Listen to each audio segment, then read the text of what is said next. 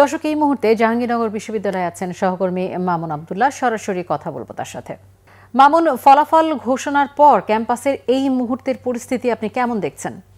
এই মুহূর্তের পরিস্থিতি আসলে যেমনটা ঠিক ডাকসুতে হয়েছিল ঠিক একই রকম আসলে জাকসুতেও হয়েছে। কারণ আপনি জানেন যে শিবিরের বেশিরভাগ সিংহভাগ প্রার্থী জয়লাভ করেছেন। আর শিবিরের জয় মানেই আমরা জানি খুব বেশি একটা আনন্দ উচ্ছ্বাস, বিজয় র্যালি এ ধরনের কোনো কিছু আসলে হয় না। আমার ডান পাশে ঠিক যদি একটু দেখাই যে এখানে আসলে কেন্দ্রীয় মসজিদ, এই কেন্দ্রীয় মসজিদে কিছুক্ষণ আগে শিবিরের প্যানেল এসেছিল। তারা যেহেতু আপনি জানেন যে 25টি সম্পাদক পদের মধ্যে 20টিতেই তারা জয় হয়েছে, বাকি 4টিতে তারা জয় হতে পারেনি। তা এজন্য তারা তাদের দল নিয়ে এখানে এসেছিলেন এবং শিবিরের কেন্দ্রীয় সভাপতি এখানে এসেছিলেন।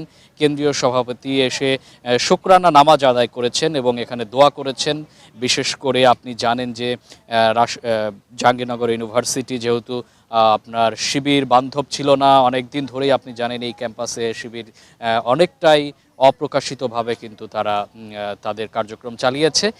তাই তারা বিজয় উল্লাস না করে এই মসজিদে এসে তারা শুকরানা নামাজ পড়েছে এবং তারা যেটি বলছেন যে শিক্ষার্থীদেরকে নিয়ে শিক্ষার্থী বান্ধব যে ক্যাম্পাস সেটি গড়ে তোলার জন্য যা যা করা দরকার সেটি তারা করবেন। আপনাকে একটু যদি জানিয়ে রাখি যে এখন পর্যন্ত আপনার ভিপি পদে জিতু স্বতন্ত্র প্রার্থী, তিনি হচ্ছে 3,334 ভোট পেয়ে ভিপি হয়েছেন। তার নিকটতম প্রার্থী শিবিরের আরিফুল্লাহ 2,392 ভোট পেয়েছেন এবং জিএস পদপ্রার্থীতে আপনি জানেন যে মাঝহারুল ইসলাম তিনি জয়ী হয়েছেন, তিনি 3,930 ভোট পেয়েছেন এবং তার নিকটতম প্রতিদ্বন্দ্বী আবু তৌহিদ মোহাম্মদ সিয়াম 1,238 ভোট পেয়েছেন।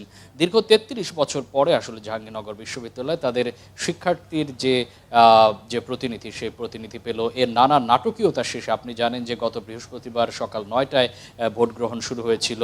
আজকে বিকেল 3টা নাগাদ কিন্তু ভোট গ্রহণ চলেছে। এর মধ্যেই কিন্তু একজন শিক্ষক প্রতিনিধি, তিনি পোলিং এজেন্ট ছিলেন, তিনি কিন্তু আপনি জানেন যে ভোট গণনা করতে করতেই কিন্তু মারা গেছেন এবং আরও বেশ কিছু শিক্ষার্থী অসুস্থ হয়ে পড়েছেন, অনেক সাংবাদিক কিন্তু অসুস্থ হয়ে পড়েছেন। সব কিছু মিলে আসলে ফলাফলের জন্য সারা বাংলাদেশ কিন্তু অপেক্ষা করছিল, বিশ্ববিদ্যালয় ক্যাম্পাস অপেক্ষা করছিল, সেই ফলাফলের অবসান কিন্তু ঘটল। সিফাত, আসলে এই ছিল আমার কাছে জাহাঙ্গীরনগর বিশ্ববিদ্যালয়।